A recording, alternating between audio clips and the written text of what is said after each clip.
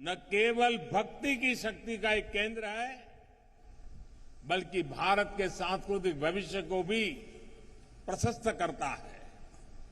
इस पवित्र स्थान का पुनर्निर्माण करने के लिए मैं मंदिर न्यास और सभी भक्तों का हृदयपूर्वक अभिनंदन करता हूं, आभार व्यक्त करता हूं। जगतगुरु संत तुकाराम जी की गाथा कहा था, जिन्होंने संवर्धन किया था, उन संताजी महाराज जगडाणे जी, इनका स्थान सदुम्बरे भी पास में ही है। मैं उनको भी नमन करता हूं। साथियों, इस समय देश अपनी आजादी का अमृत महोत्सव मना रहा है। हमें गर्व है कि हम दुनिया की प्राचीनतम जीवित सभ्यताओं में से एक है। इसका श्रेय अगर किसी को जाता है तो भारत की संत परंपरा को है, भारत के ऋषियों मनीषियों को है। भारत शाश्वत है क्योंकि भारत संतों की धरती है। हर युग में हमारे यहां देश और समाज को दिशा देने के लिए कोई न कोई महान आत्मा अवतरित होती रही है। आज देश संत कबीरदास की जयंती मना रहा है। ये संत ज्ञानेश्वर महाराज, संत निवृत्तिनाथ महाराज, संत सोपन देव और महान आदिशक्ति मुक्ताबाई जैसे संतों की समाधि का 725वां वर्ष भी है। ऐसी महान विभूतियों ने हमारी शाश्वतता को सुरक्षित रखकर भारत को गतिशील बनाए रखा। संत तुकाराम जी को तो संत बहिणाबाई ने संतों के मंदिर का कलश कहा है। उन्होंने कठिनाई और मुश्किलों से भरा जीवन जिया। अपने समय में उन्होंने अकाल जैसी परिस्थितियों का सामना किया। संसार में उन्होंने भूख देखी, भूखमरी देखी।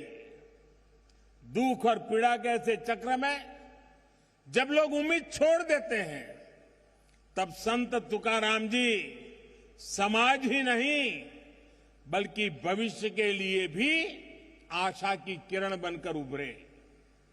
उन्होंने अपने परिवार की संपत्ति को लोगों की सेवा में समर्पित कर दिया।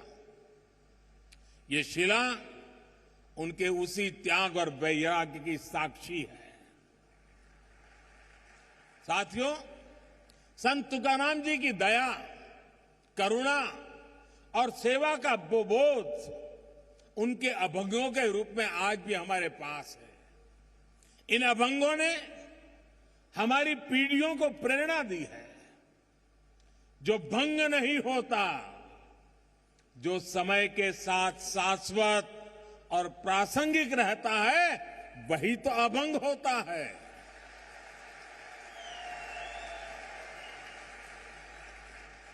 आज भी देश जब अपने सांस्कृतिक मूल्यों के आधार पर आगे बढ़ रहा है, तो संत तुकाराम जी के अभंग हमें ऊर्जा दे रहे हैं, मार्ग दिखा रहे हैं। संत नामदेव, संत एकनाथ, संत सावता महाराज, संत नरहरि महाराज, संत सेना महाराज, संत गौरबा काका, संत चोखा मेला, इनके प्राचीन अभंगों से हमें नित नई प्रेरणा मिलती है। आज यहां संत चोखा मेला और उनके परिवार द्वारा रचित सार्थ अभंग गाथा के विमोचन का भी मुझे सौभाग्य मिला है। इस सार्थ अभंग गाथा में इस संत परिवार की 500 से ज्यादा अभंग रचनाओं को आसान भाषा में अर्थ सहित बताया गया है। भाइयों और बहनों, संत तुकाराम जी कहते थे, ऊंच नीच काहि नेणे भगवंत। अर्थात समाज में ऊंच नीच का भेदभाव, मानव मानव के बीच फर्क करना, ये बहुत बड़ा पाप है। उनका ये उपदेश जितना जरूरी भगवत भक्ति के लिए है, उतना ही महत्वपूर्ण राष्ट्र भक्ति के लिए भी है, समाज भक्ति के लिए भी है। इसी संदेश के साथ हमारे वारकरी भाई बहन हर वर्ष पंढरपुर की यात्रा करते हैं। इसलिए आज देश सबका साथ, सबका विकास, सबका विश्वास, सबका प्रयास के मंत्र पर चल रहा है। सरकार की हर योजना का लाभ हर किसी को बिना भेदभाव मिल रहा है।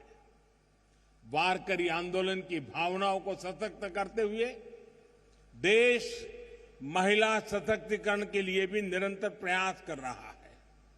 पुरुषों के साथ उतनी ही ऊर्जा से वारी में चलने वाली हमारी बहनें पंडरी की वारी अवसरों की समानता का प्रतीक रही है। साथियों, संत तुकाराम जी कहते थे, जेका रंजले गांजले, जेका रंजले गांजले, त्यासी मणे जो आपुले, तोची साधु ओळखवा, देव तेथेची जाणवा। यानी समाज की अंतिम पंक्ति में बैठे व्यक्ति को अपनाना, उनका कल्याण करना, यही संतों का लक्षण है। यही आज देश के लिए अंत्योदय का संकल्प है, जिसे लेकर देश आगे बढ़ रहा है।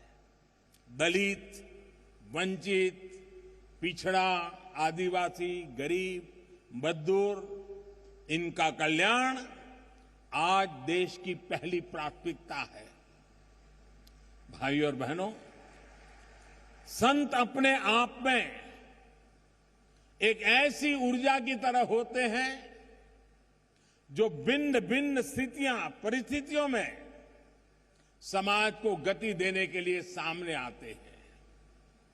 आप देखिए, छत्रपति शिवाजी महाराज जैसे राष्ट्र नायक के जीवन में भी तुकाराम जी जैसे संतों ने बड़ी अहम भूमिका निभाई है। आजादी की लड़ाई में वीर सावरकर जी को जब सजा हुई, तब जेल में वो हथकड़ियों की चिपली जैसा बजाते हुए तुकाराम जी के अभंग गाया करते थे। अलग अलग कालखंड, अलग अलग विभूतियां, लेकिन सबके लिए संत तुकाराम जी की वाणी और ऊर्जा उतनी ही प्रेरणादायक रही। यही तो संतों की वो महिमा है जिसके लिए नेति नेति कहा गया है। साथियों, तुकाराम जी के इस शिला मंदिर में प्रणाम करके अभी आषाढ़ में पंढरपुर की जी यात्रा भी शुरू होने वाली है।